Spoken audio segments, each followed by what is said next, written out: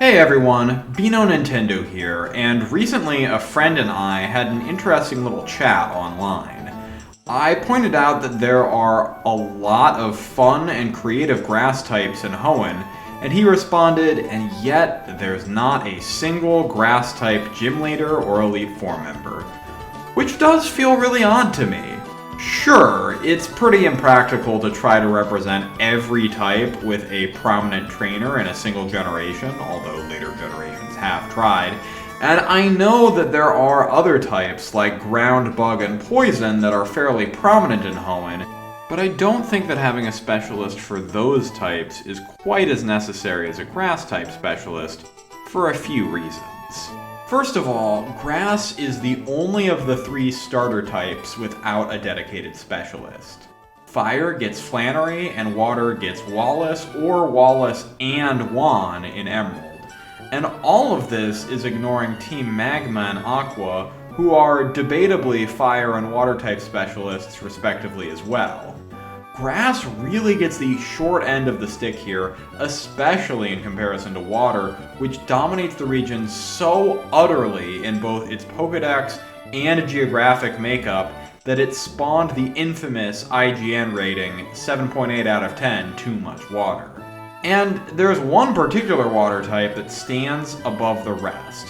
The Mudfish Pokemon Swampert, who can basically plow through the entire game without any issue because it has good stats, good coverage, and only one weakness, which is, you guessed it, grass.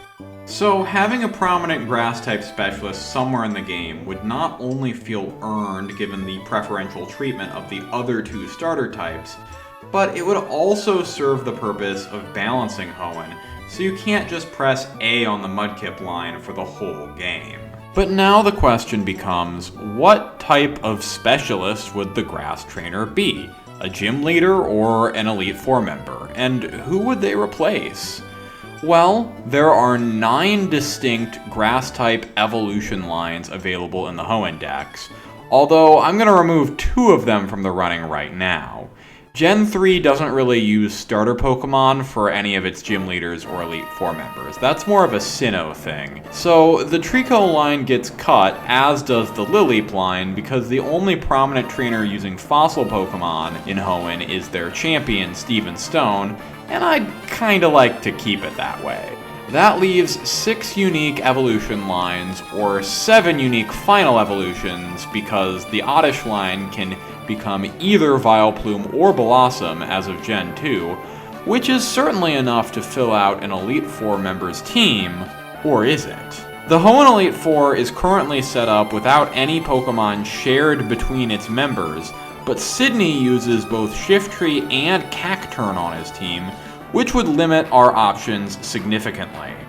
You could still technically have a unique team of 5 without repeating any of Sydney's Mon, but Roselia feels pretty weak for an Elite Four member's team, and I wouldn't want to double up on Oddish evolutions either, so I think a 4-member gym leader team makes the most sense for a grass-type leader. The location of the gym seems totally obvious to me. Four Tree City gets its name from the fact that all of its citizens live in hollowed-out trees in an area surrounded by tall grass and lush berry trees, so it would be the perfect location for a grass gym. Granted, this does beg the question of what to do with the current gym leader, Winona. She's got a cool design and a diverse team, so I wouldn't want to scrap her entirely, so I'm promoting her to Elite Four member, taking Glacia's place. She may be cute, but it was a terrible idea to introduce an Ice-type Elite Four member into a region with only 2 available Ice-type lines. And to avoid the no repeats between trainers thing, Drake's Altaria is replaced by Kingdra. Does that mean that he'd have 2 Kingdras in Emerald version?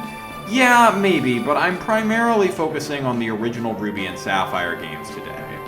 Also, since I need to add another member to Winona's team, I'm taking a page out of Emerald and adding Tropius, since part of my goal here is to make Swampert less dominant, and it's good if he's got both a mid-game and end-game counter.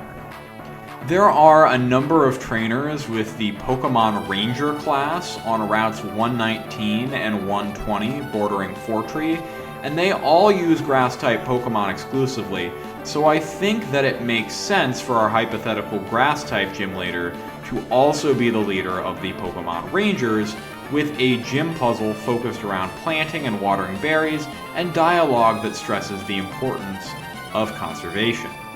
As for their teams, they'd have 4 total members, leading off with Lombre.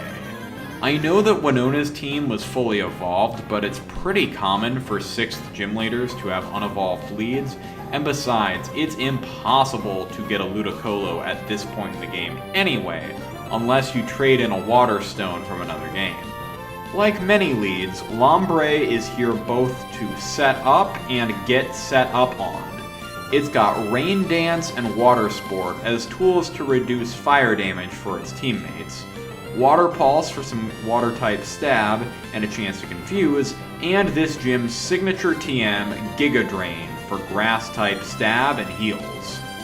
Once Lombre is knocked out, they pivot to Blossom, who, despite appearances, is actually the more tanky of Gloom's potential evolutions.